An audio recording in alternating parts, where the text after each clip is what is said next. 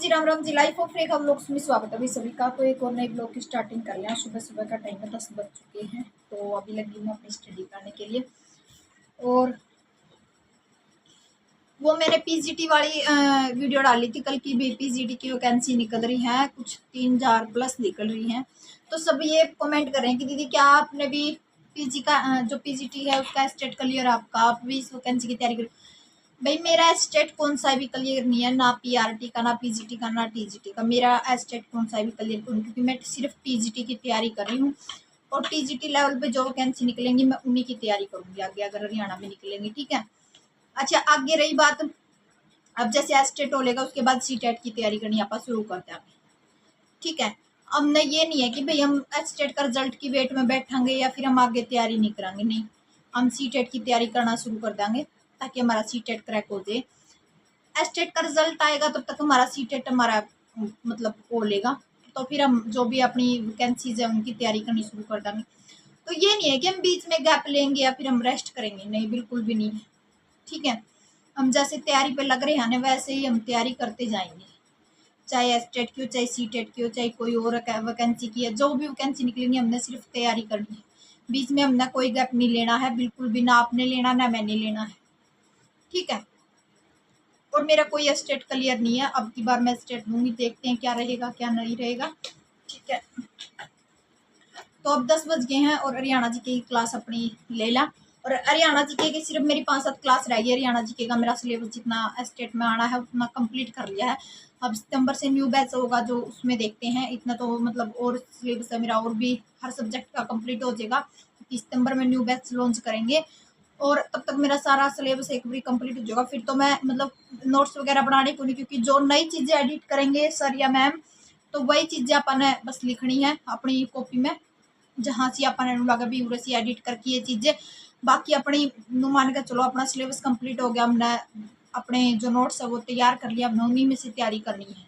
Class सितंबर की आप देखो, आपका मन करे देखो, नहीं तो अगर आपने 2023 वाला बैच में कंप्लीट कर लिया है तो भैया आप फिर अपना जो सिलेबस करके है ना उसकी रिवाइज लेनी शुरू कर दियो, क्योंकि सारा सेम करवाओगे 2023 में भी और 2024 में भी, ऑल टोटल सेम मिलेगा अपना सिलेबस।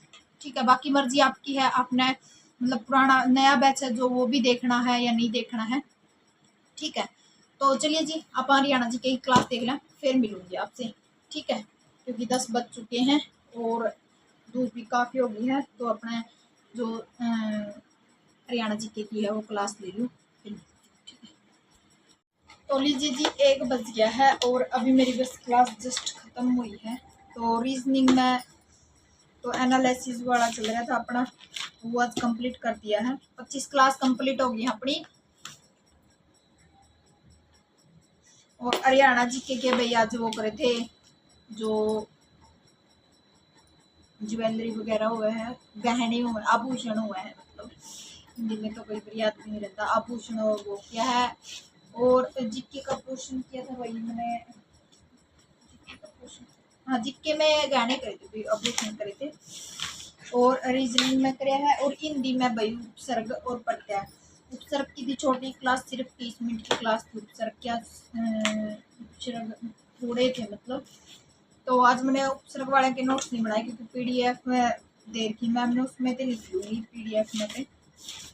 ये मैडम ने समझाए हैं, इतनी खास बोर्ड पे लिखवाए होते जो हुए हैं। तो इस करके ना भाई फिर मैंने अपने वहाँ जो पीडीएफ दे रखी ना उसमें तो उतार दी मेरी कॉपी में। और ये मैं पता है हैंड राइटिंग नोट्स क्यों बनाने लग रही हूँ, क्योंकि ये आगे भी काम आएंगे भाई। अगर आपकी बार एग्जाम, छोटी बात है, अब आप ये स्टेट की तैयारी कर रहे हो, आगे आप कोई और एग्जाम की तैयारी करोगे, जैसे सीटी का एग्जाम निकल गया, डी ग्रुप का निकल गया, और भी बहुत सारे हैं, तो उनमें काम आएंगे। आप इन जो कॉपी आप नोट्स बनाओ हो ना, तो इनको सांभ कर रखियो। नू नहीं है कि आप कहीं भी गिरा दो या फिर कहीं भी रख दो कि भी हमारे कोई यूज नहीं होते, तो आगे भी स्टेट में काम आएंगे। ठीक है। नहीं तो मैं इसी करके हैंड राइटिंग नोट बना रही हूँ, क्योंकि अपना खुद का बनाई हुई चीज़ कुछ अलग ही हुआ है। चाहे आपने देख के बेसिक बनाई हो, पर वो चीज़ पता क्या हुआ, वो थोड़ी ही डिफरेंस हो जाएगी। आपने ये लगने लग जाएगी भी हाँ मेरी खुद की राइटिंग के नोट्स हैं, तो ये भी अच्छा तरीका था मेरा मैनेज करके है। ठीक है। तो चाहे आप मैथ के बनाओ, चाहे आप इंग्लिश के बनाओ, चाहे आप हिंदी के बनाओ, हर चीज़ के आप नोट्स बनाओगे ना तो ये आपके लिए बेटर है, क्योंकि वो नोट्स आगे भी आपको काम आएंगे। देखो बैच तो अब 9 महीने का, मेरा जो बैच है वो 9 महीने का है। तो 9 मंथ में ख़त्म हो जाएगी इसकी वैलिडिटी। पर फिर तो ये सिलेबस नहीं मिलेगा मेरे को आगे, फिर मैंने न्यू बैच परचेज करना पड़ेगा। फिर मैंने बैच परचेज करने की क्या ज़रूरत है, और किसी भी एग्ज़ाम की तैयारी करूँगी तो मेरा कोई बैच लेने की ज़रूरत थोड़ी पड़ेगी, क्योंकि तकरीबन सिलेबस मेरा जो इसमें स्टेट में हुआ है ना, स्टेट का सबसे लेंथी सिलेबस हुआ है। और जो भिवानी बोर्ड वाले जो एग्ज़ाम दे ना वो भी काफ़ी टफ दे हुए हैं। तो इस करके भाई अब आप सी ग्रुप, डी ग्रुप, जिस भी एग्जाम की तैयारी करोगे ना, आप इसमें से जैसे हरियाणा जीके है, इंग्लिश है, हिंदी है, रीजनिंग है, मैथ है, तो ये सारे ऑल टोटली टॉपिक आपने मिलेंगे। तो मैं ये इसीलिए कहती हूँ कि आप जितना भी टॉपिक करवाए ना, सारे आप इसमें मतलब हैंड राइटिंग नोट्स बनाने की कोशिश करा करो, ठीक है। तो इसलिए मैं हैंड राइटिंग नोट्स बनाती हूँ, ताकि कल मैं भाई कोई भी एग्जाम दूँ तो मैं इसमें से आराम से पढ़ लूँ। और जैसे अब बढ़ा रही हूँ ना, मतलब 1 मंथ में और ख़त्म हो जाएंगे, 15-20 दिन में और सारे, तो फिर इनकी रिवाइज ले लेकर मतलब इनकी इतनी अच्छा तरीका तो तैयार कर लो, अपना माइंड में बस फिट बैठ जाएगी, ठीक है नहीं। तो भाई मैं यही चीज़ कहूँ कि आप अपने नोट्स बना करो, ये मत सोचा करो भाई नोट्स मेरे से बनते नहीं, या मैं भाई मेरे पे लिखा नहीं जाता, ये है वो। अब तो आप ये सोच के नहीं लिखोगे कि भी हमारी क्लास चल रही, पीडीएफ निकलवा लेंगे, पीडीएफ निकलवा कर आप पैसे लगाओगे, और फ़ोन में कितने दिन सेव रहोगी पीडीएफ, मेमोरी भरी फिर आप डिलीट कर दोगे, नहीं ध्यान रहती पीडीएफ वगैरह में। तो मैं ये इसीलिए कहती हूँ। और आप मतलब मान के चलो हर क्लास की पीडीएफ निकलवाओगे तो आप मान कर चलो डेली वेज की 5-6 क्लासेज हो जाती हैं, तो सारी क्लासेज के नोट्स निकलवाने लगे नहीं तो आप 100, 150, 200 रुपये हर रोज़ लग जाएंगे। तो बाकी और तो क्लास रहेगी डेली वेज की, तो नू ला लो 40-40, 45-45 क्लास हैं, तो हर चीज़ के नोट्स नहीं निकलते भाई, ठीक है। मैं तो यही चीज़ को बोलूँगी अपने, आप जितना हैंड राइटिंग नोट्स बनवाओगे उतना बढ़िया होगा, आप खातर बनाओगे खुद, ठीक है ना। तो मैं तो हर चीज़ के बनाने लग रही हूँ भाई, चाहे हरियाणा जीके हो, चाहे अपने करंट अफेयर हो, चाहे भाई वो मैथ हो, चाहे इंग्लिश हो, चाहे रीजनिंग हो। हाँ, इंग्लिश के मैंने नू छोड़ रखे हैं भाई, नोट्स की पीडीएफ नू निकलवा लूँगी। जो मैं निशा मैम इंग्लिश का सिलेबस समझा हुआ है ना, वो थोड़ा इस तरीका का समझा हुआ है कि मैडम मतलब समझने की कोशिश ज़्यादा की जाए, ना कि लिखण पर ज़्यादा ध्यान रहे। वैसे तो पीडीएफ दे हुए हैं मैडम, पीडीएफ साथ में देगा, तो इसी करके मैंने सोचूँ भाई पीडीएफ में तय निकलवा लूँ नोट्स इसके। और एसएस का मेरा थोड़ा कम सिलेबस हो गया, तो मैं इस करके भी भाई थोड़ा मैं सोचूँगी भाई एसएस का सिलेबस थोड़ा ज़्यादा हो जाएगा, तो अपना इसके नोट्स में रहने दूँगी।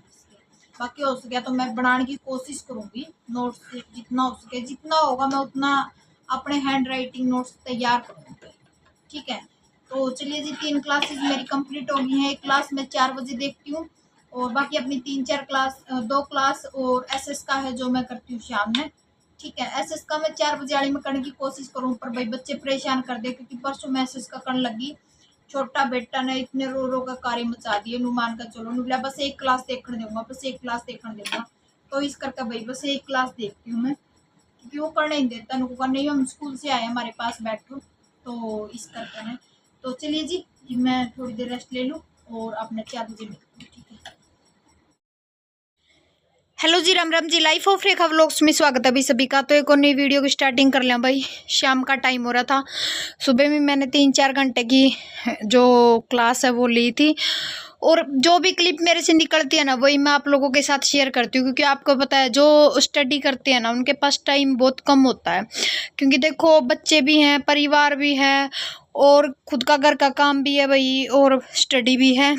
तो जितनी भी क्लिप मेरे से निकलती है, 4 निकलो, 2 निकलो, 5 निकलो, जितना भी व्लॉग बनता है ना, मैं आप लोगों के सिर्फ एक मोटिवेशन के लिए व्लॉग डालती हूँ मैं आपके लिए, ताकि आप लोग भी मोटिवेट होकर अपनी जो स्टडी है उसको कंटिन्यू रखो।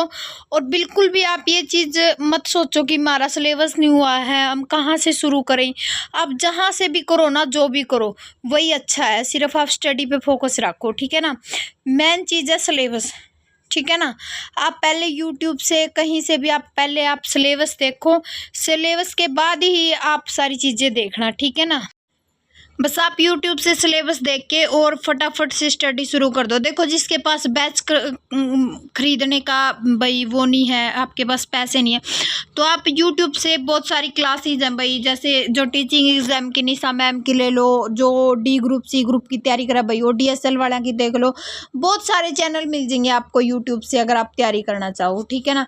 तो बहुत सारी तैयारी तो आपकी वहाँ से हो जाएगी। कुछ किताबें हैं वो परचेज कर लो। देखो अपने आप खुद को मैनेज करना पड़ेगा भाई हर चीज़ में। ये नहीं है कि हम किसी को भी दोष दें कि हमारे पास ये नहीं, हमारे पास वो नहीं, हम कैसे तैयारी करें। करने के लिए इंसान जब करने बैठता है ना, तो सारी चीज़ें अपने आप बनती चली जाती, रास्ते अपने आप खुलते चले जाते हैं, ठीक है। तो मैं यही चीज़ बोलूँगी, सिर्फ आप जब कामयाब होना चाहते हो तो आप सिर्फ अपनी स्टडी पे फोकस रखो, ना कि बेफिजूली बातों पर और बेवजह सवालों पर। ये मत सोचा करो कि हमारे पास इस चीज़ की फैसिलिटी नहीं है। फैसिलिटी हर इंसान के पास सारी चीज़ों की फैसिलिटी नहीं होती भाई, ठीक है। किसी न किसी चीज़ की कमी तो हर इंसान के पास होती है, चाहे इसमें मैं हूँ चाहे कोई और है। तो हर चीज़ की फैसिलिटी हर इंसान के पास नहीं होती, और मिडिल क्लास फैमिली में भाई एडजस्ट करना ही करना पड़ता है, हर हाल में करना पड़ता है, ठीक है। मैं सिर्फ यही चीज़ बोलती हूँ, हर चीज़ को एडजस्ट करके चलोगे ना, जब भी आप लोग कामयाब होगे। हाँ ठीक है, आप कल कामयाब हो जाओगे तो आप हर चीज़ परचेज कर सकते हो, हर चीज़ आप ले सकते हो, अपने हिसाब से अपनी लाइफ को जी सकते हो, ठीक है। फिर ये नहीं है कि हमारे पास ये नहीं है वो नहीं है। मैं यही चीज़ बोलती हूँ कि भैया आप इसीलिए आप मेहनत करो, ताकि हमें किसी के पास हाथ ना फैलाने पड़े कि हमारे पास ये चीज़ नहीं है, हम कहाँ से लेके आए, कैसे करें। तो आप स्टडी करोगे, आप कल को कामयाब हो जाओगे तो अपने सपने खुद पूरे कर सको। और जब तक इंसान अपने सपने पूरे करता है ना, तभी इंसान को थोड़ा सेटिस्फाई होता है कि हाँ आज मैं इतना लायक हो गया हूँ कि मैं किसी के सामने हाथ फैला नहीं सकता, और आराम से मैं अपने खर्चे खुद के निकाल सकता हूँ, अपने परिवार को खुश रख सकता हूँ। तो मैं इसी चीज़ को यही बोलती हूँ कि भैया आप लोग किसी की बातों पर ध्यान मत दो, सिर्फ अपना जो लक्ष्य है ना उस लक्ष्य को अपने ऊपर ध्यान दो कि भाई हाँ मुझे लक्ष्य पूरा करना है, इतना टारगेट है, हमने ये टारगेट कंप्लीट करना हर हाल में। देखो लोगों का काम कहना है और कहते रहेंगे लोगों, ठीक है, लोगों की आदत होती कहना। और इस कान में को सुना और इसमें को निकाल दिया भाई। लोगों की बातों को ध्यान मत दो, सिर्फ आप अपने लक्ष्य पे ध्यान दो। नू मान कर चलो आप एक किस्म से बहरे हो चुके हो कि हमें किसी की बातें सुनाई नहीं देती हैं। सिर्फ हमें अपने लक्ष्य को देखना है, सुनना नहीं है, देखना है सिर्फ। अगर लोगों की बातें सुनोगे ना, एक दिन भी कामयाब नहीं होगे आप, एक दिन भी। हमें जिंदगी जीने का हक नहीं है। अगर आप लोगों की बातें सुनोगे ना, एक पल भी नहीं जिंदगी को जी सकते, एक पल भी, ठीक है। लोग ऐसे ऐसे बैठे हैं आपकी ताक में कि कभी इसको मतलब डिमोटिवेट करे, कभी इसको भटकाए रास्ते से, कभी ये हमारी बातों में आए और ये अपने लक्ष्य से भटक जाए और कभी कामयाब ना हो सके। कल वही लोग आप पे बात मारेंगे, वही टोंट मारेंगे, ठीक है ना। तो ये छोटी छोटी बातें अपनी माइंड में बैठा लो भई, हमें अपने लक्ष्य को हासिल करना है किसी भी